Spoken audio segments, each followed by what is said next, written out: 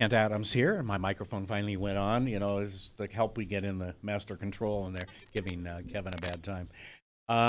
We're going to talk about, well, Tom Shrum is here. And you keep coming back. You apparently like the mistreatment here, right? Well, yeah, it's always fun to get a little aroused every once in a while. I see you brought backup just in case. Well, Ryan. if it gets too rough in here, I got my muscle in the background. All right.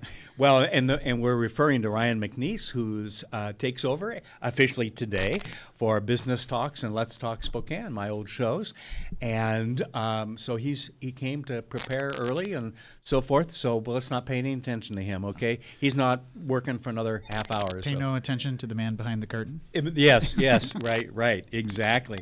Hey, let's talk about a couple of things, trademark and marijuana. But let's talk about marijuana first, because you've got stuff sitting out here. Yeah, and I hear it's legal. Apparently, yeah. Apparently, at least in the state of Washington. In the state. Or is it the state of confusion? Well, depends on how much confusing. you've had. Okay. Yeah. And that's the interesting part with all the marijuana law, but particularly when you're dealing with a federal right like trademarks, because federally it's illegal. Illegal. Right. State law says it's legal. Right. But then you have some of these other types of law, not just can I smoke it, but I'm developing a business. Right. How do I develop this business? And that gets into trademarks, but also gets into banking and other kinds of things all too. All kinds of different types of law. So this is one so trademark law is one example of this interaction between state and federal law. Okay. And then international law comes into it. It's a big mess. Yeah. So you just gotta. Yeah, but you like that. Oh, of course. Yes, billable hours, Tom. Okay. I mean, yeah. This is the way I look at it. Okay. This is an emerging market. These are people who are, thank goodness, coming into the legal world. Okay.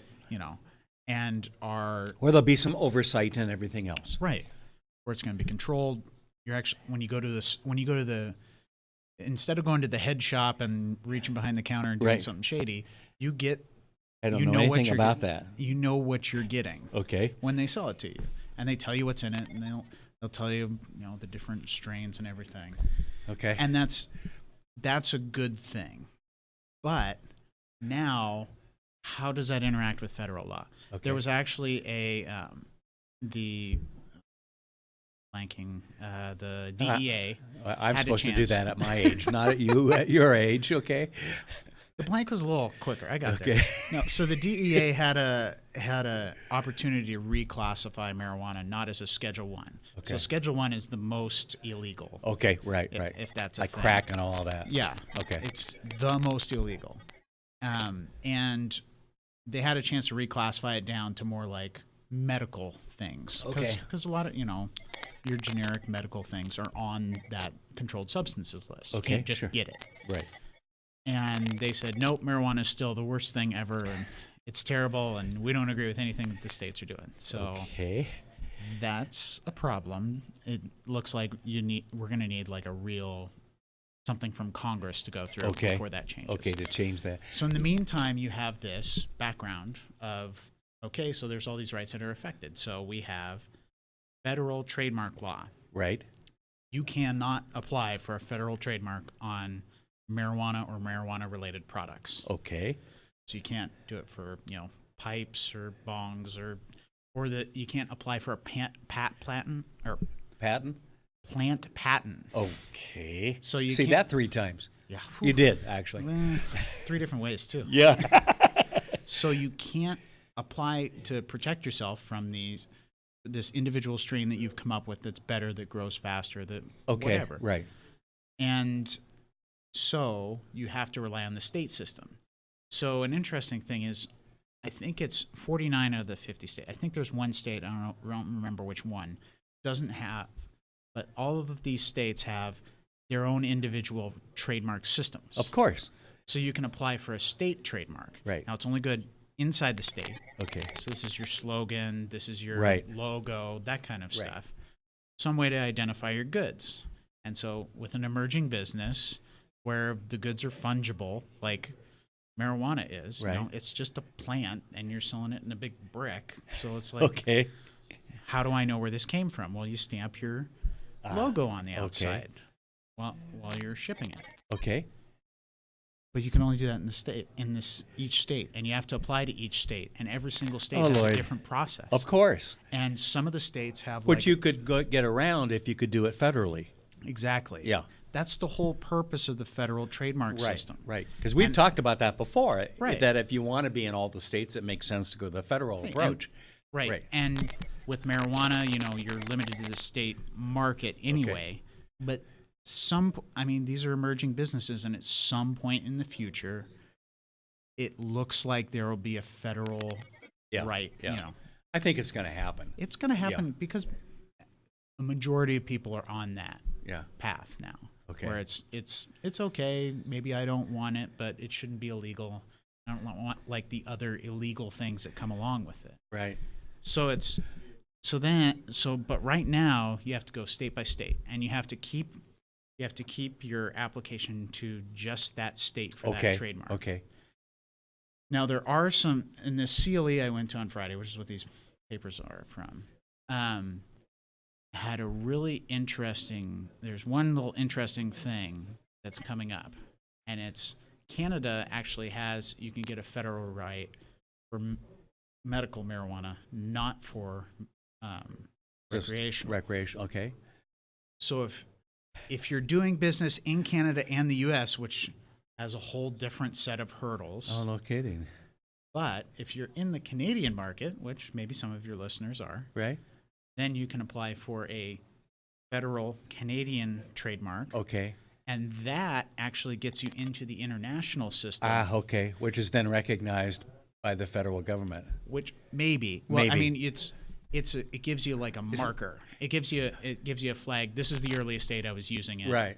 And now I can, go into all these different countries with that earlier date than other people.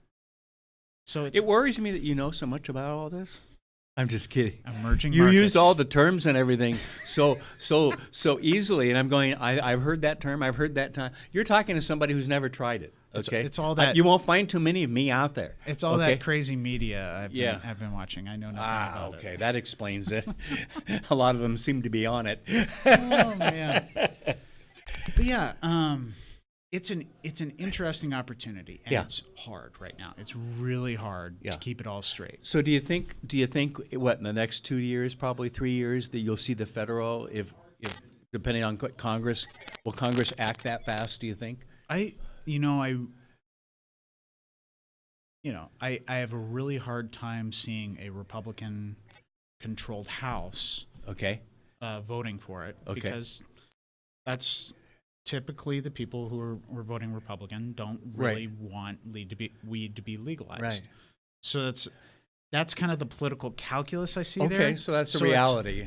Yeah, and there's some libertarian movement in the Republican Party, but that doesn't seem to be who kind of moves the bills, and legislation, sets things for votes.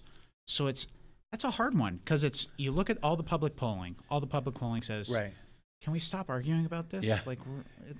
Sure, whatever. But it also, the whole thing of the marijuana affects law enforcement and all of that, of course. And they're grappling with, the driving under the influence and things like that. It's easy to determine someone who's had booze and driving under the influence. There is not a good test for current intoxication with marijuana. But you can be blown out of your mind and still be driving, True. and But the thing is, you're talking about law enforcement resources. Yeah. I mean, so much of law enforcement resources goes into fighting, the drug wars and fighting. Right.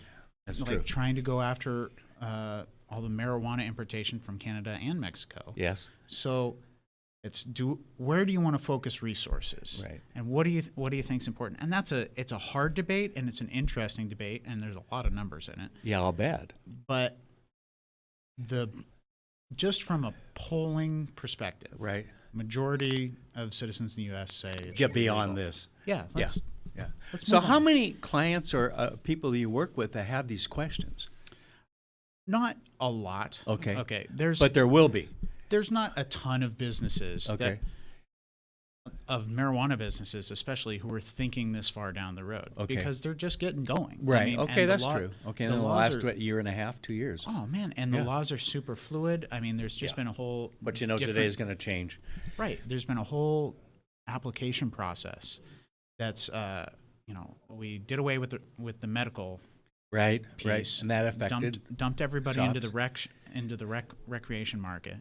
And so that's a whole like reapplication process. And so most of these small businesses are focused on, let's make my business run. Okay. But right now there's a few people that are getting there, just a few. And so I want to be there and ready. Right. Right. When everybody else kind of is like, okay, Catching up on. I've got some of my things Yeah. kind of figured out. Now it's time for me to really get. So you're telling me really you're to make it thinking a ahead. business. We're trying. Is that allowed? Sometimes. Oh, okay. Tom, thank you. Yeah. Always interesting discussion. I always learn something new. And I just want to tell our viewers that on Monday is a holiday in the city of Spokane for parking meters. You don't have to pay. But the key is that you have to remember that it's Columbus Day. So remember that on Monday. Thank you. Have a good day, everybody. See you next week for Live. Spokane Talks Live is produced in Spokane, Washington by SpokaneTalksOnline.com, which is solely responsible for its content. To recommend a guest or topic and to watch or hear this program again, go to SpokaneTalksOnline.com. Join us next Wednesday at noon for an hour of great conversations on Spokane Talks Live. Hi, this is Kent Adams, co-host of Business Talks. I'd like to introduce you to a couple of friends, Lisa and Alan Gwaltney of Window World. I've known Lisa and Alan for a number of years and know them to be honest and caring folks. They take pride in their windows, sliding doors, and blinds. So when it comes to your home, call them direct at 509-456-5880. That's Window World of Spokane and Coeur d'Alene. And if you tell them Kent sent me, they'll give you 5% off a 5-window installation. Call them today at 456-5880.